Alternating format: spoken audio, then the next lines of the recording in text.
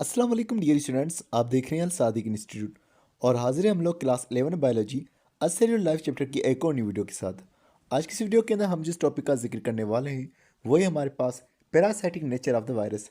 हम ये जिक्र करने वाले हैं कि हमारे पास जो वायरस है वो किस तरह से पैरासाइटिक नेचर का हामिल है, किस तरह से वो जो है हॉस्ट के अंदर दाखिल होता है और किस तरह से अपनी लाइफ को कंटिन्यू करता है।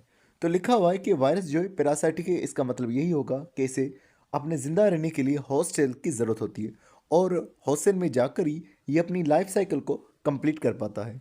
अब वायरसेस की आवाज़ से लिखा हुआ है क्योंकि viruses non cellular living entity होते हैं। वैसे तो ये नॉन सेलुलर हैं क्योंकि इनके पास सेल नहीं है, लेकिन कुछ चीज़ों की वजह से हम इनको लिविंग ज़रूर कंसीडर कर रहे हैं। पहली बात यह है कि ये अपने डीएनए को डबल कर सकते हैं और अपनी कॉपीज़ बहुत सारी बना सकते हैं। तो ये एक लिविंग की सिफत है जो कि इनके यहाँ पाई जाती है। मज़ीद लिखा हुआ है कि अगर इनके पास सेल नहीं होगा तो ये नॉन फंक्शनल होंगे। और मज़ीद इसके हवाले से लिखा हुआ है कि इनके अंदर कोई भी ऑर्गेनेल वगैरह भी मौजूद नहीं होते और इनके पास मेटाबॉलिक मशीनरी भी नहीं है, मतलब कि इनके पास रिएक्शंस भी नहीं हो सकते जिसकी वजह से ये जो है अपने लिए एनर्जी बना सके या अपने खुद के लिए ये प्रोटीन बना सके। तो इन्हें जितने भी मालिक्यूल्स अपने लिए चाहिए होंगे उन मालिक्यूल्स को बनाने के लिए जो है इन्हें लाजमी एक होस्ट सेल की ज़रूरत पड़ेगी। तो होस्ट सेल का इस्तेमाल करते हुए ये जो है अपनी रिक्वायरमेंट के हिसाब से तमाम चीज़ें बना सकते हैं। यही बात इस सवाल से बयान की जा रही है कि एक सेल के अंदर वो तमाम चीज़ें मौजूद होती हैं जो वायरस की ज़रूरत के हिसाब से, उसकी नेसेसिटी के हिसाब से, उसकी एक्टिविटीज़ को कंट्रोल करने के लिए ज़रूरी हैं। वो तमाम चीज़ें एक होस्ट सेल के पास मौजूद रहती हैं। तो वायरस जब दाखिल होता है एक इन्वेडर के तौर पर, एक हमले आवर के तौर पर, तो होस्ट सेल जो है वो उसे तमाम चीज़ें प्रोवाइड कर रहा होता है। तो वायरसेस के पास जो मेन चीज़ होती है वो उनका न्यूक्लिक एसिड, उनका डीएनए या आरएनए होता है। उसके अंदर इतने पावरफुल जीन्स होते हैं कि वो हमारे सेल को हाईजेक कर लेते हैं, वो हमारे सेल पर कब्ज़ा कर लेते हैं और फोर्सफुली सेल की तमाम एक्टिविटीज़ जो हैं, यानी कि एंजाइम्स का काम करना हो गया, ऑर्गेनेल्स का काम करना हो गया, ये सारी चीज़ें जो हैं वायरस के कहने के ऊपर, वायरस के मुताबिक जो है हो रही होती हैं। अब हम इसी से मिलते जुलते एक और टॉपिक का जिक्र करते हैं कि वायरस किस तरह से जब होस्ट सेल में दाखिल भी हो जाता है तो वो सर्वाइव कैसे कर पाता है। जैसे कि हमने जिक्र किया कि वायरस होस्ट सेल को नुकसान पहुंचाता है और होस्ट सेल के अंदर प्रोकैरियोटिक सेल, बैक्टीरिया के सेल भी आ जाते हैं और यूकैरियोटिक सेल जो हैं वो भी आ जाते हैं। फिर चाहे प्लांट्स हो या एनिमल्स हो, वायरस के ये तमाम जो है होस्ट रहते हैं। अब अगर किसी सेल के अंदर वायरस दाखिल हो रहा है, बॉडी में भी वायरस दाखिल हो रहा है, तो एक सिस्टम होता है जिसे इम्यून सिस्टम कह रहे होते हैं। वो इम्यून सिस्टम हमला करना शुरू कर सकता है, लेकिन वायरस जो है उस इम्यून सिस्टम को रोकने का काम करते हैं, वो उसे रेजिस्ट करते हैं और उसके लिए वो कई सारे काम कर सकते हैं। पहली बात तो वायरस ये करेगा कि होस्ट के अंदर जो डीएनए होगा, जो उसका जेनेटिक मटेरियल होगा, वो उसे ख़त्म कर देता है।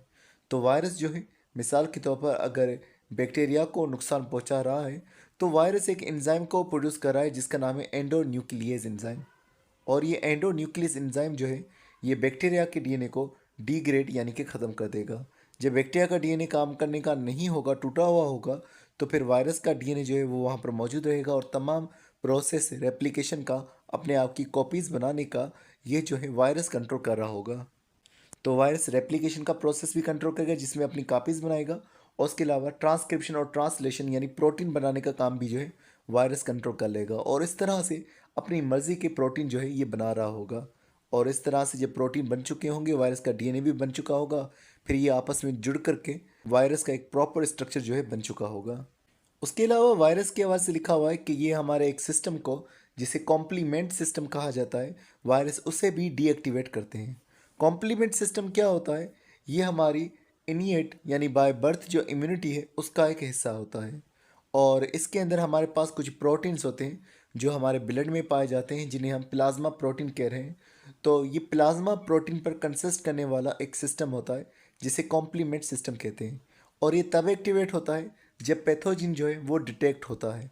पैथोजिन का जब पता नहीं चलेगा तो कॉम्प्लीमेंट सिस्टम जो है वो भी एक्टिवेट नहीं होगा।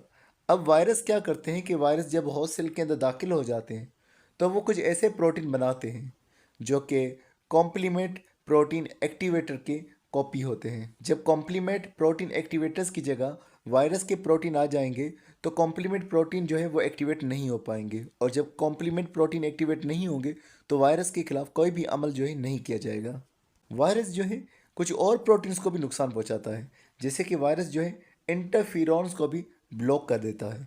इंटरफेरॉन्स क्या होते हैं? ये भी प्रोटीन होते हैं जो कि उन सेल्स में से निकलते हैं जिन्हें वायरस ने नुकसान पहुंचा दिया है। तो वायरली इन्फेक्टेड सेल्स जो हैं उनमें से कुछ प्रोटीन्स निकलते हैं जो कि फिर इम्यून सिस्टम को आगाह करते हैं ताकि इम्यून सिस्टम रेस्पॉन्ड करे। मतलब कि एक सेल था जिसको वायरस ने नुकसान पहुंचा दिया, अब उस सेल में से प्रोटीन निकलेंगे ताकि इम्यून सिस्टम को एक्टिवेट करे। लेकिन अब इसके तहफ़्फ़ुज़ के तौर पर वायरस क्या करेगा कि वायरस जो है उन जीन्स को ब्लॉक कर देगा, वो जीन्स जो कि इस तरह के इंटरफेरेंस को बना रहे होंगे। तो ना इंटरफेरेंस बन पाएंगे और ना ही जो है इम्यून सिस्टम जो है रेस्पॉन्ड कर पाएगा। वायरस के बारे से लिखा हुआ है कि वो एक और तरीके से भी जो है इम्यून सिस्टम को स्लो डाउन कर देता है, और वो ये तरीका रहता है कि मेजर हिस्टोकम्पैटिबिलिटी कॉम्प्लेक्स सिस्टम जो है ये उसे इनएक्टिवेट कर देता है। मेजर हिस्टोकम्पैटिबिलिटी कॉम्प्लेक्स सिस्टम क्या होता है कि हमारे पास कुछ सेल्स होते हैं जैसे कि बी सेल्स होते हैं या मैक्रोफेजेस होते हैं। उनके सरफेस के ऊपर, उनके सेल मेम्ब्रेन के ऊपर कुछ मॉलिक्यूल्स होते हैं जिन्हें हम मेजर हिस्टोकम्पैटिबिलिटी कॉम्प्लेक्स 1 और कॉम्प्लेक्स 2 कह रहे होते हैं। कॉम्प्लेक्स 1 की अगर हम बात करते हैं तो ये वायरस के अंदर जा कर के उसके प्रोटीन मॉलिक्यूल्स को तोड़ देते हैं, और फिर वो प्रोटीन के टुकड़े जो होंगे ये दूसरे सेल्स के पास, यानी कि हेल्पर टी सेल्स के पास मिसाल के तौर पर दे आते हैं। जब हेल्पर टी सेल के पास ये प्रोटीन पहुंचेंगे और पहचाने जाएंगे तो हेल्पर टी सेल जो है फिर एक्टिवेट नहीं होगा। लेकिन अगर ये प्रोटीन्स पहचाने नहीं गए तो हेल्पर टी सेल एक्टिवेट हो जाता है और फिर उस सेल के खिलाफ जो है कुछ केमिकल्स प्रोड्यूस करके उस सेल को ख़त्म कर देता है। तो वायरस यहाँ पर हेल्पर टी सेल को भी सप्रेस कर रहा है। अब हेल्पर टी सेल्स जो है काम नहीं करेंगे।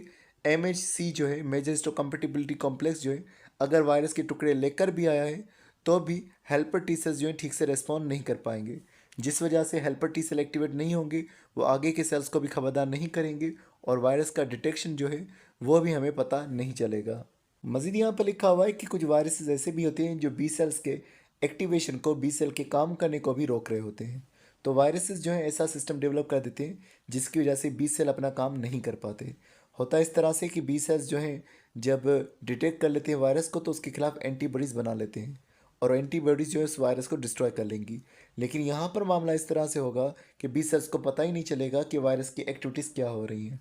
उसके अलावा बी सेल्स की तादाद भी नहीं बढ़ेगी, वायरस जो है उसकी सेल डिवीजन को भी स्टॉप कर लेंगे, रोक देंगे, और बी सेल्स आगे जा कर के मैच्योर होते हैं और फिर वो जो है एंटीबॉडीज़ बना रहे होते हैं। तो फिर उनकी डिफरेंटिएशन, उनका मैच्योर होना, उसको अब ये रोक लेंगे। उसके अलावा मज़ीद लिखा हुआ है कि इम्यून सिस्टम अगर वायरस को नुकसान पहुंचा रहा है तो वायरसेस अपना जेनेटिक मटेरियल जो है, अपना DNA जो है उसे चेंज करते रहते हैं। तो वायरसेस के अंदर म्यूटेशन आती रहती हैं और उनका जेनेटिक ऑर्गेनाइजेशन जो है, जेनेटिक मटेरियल जो है वो बदलता रहता है ताकि जो दवाइयाँ हैं वो बेअसर हो सकें।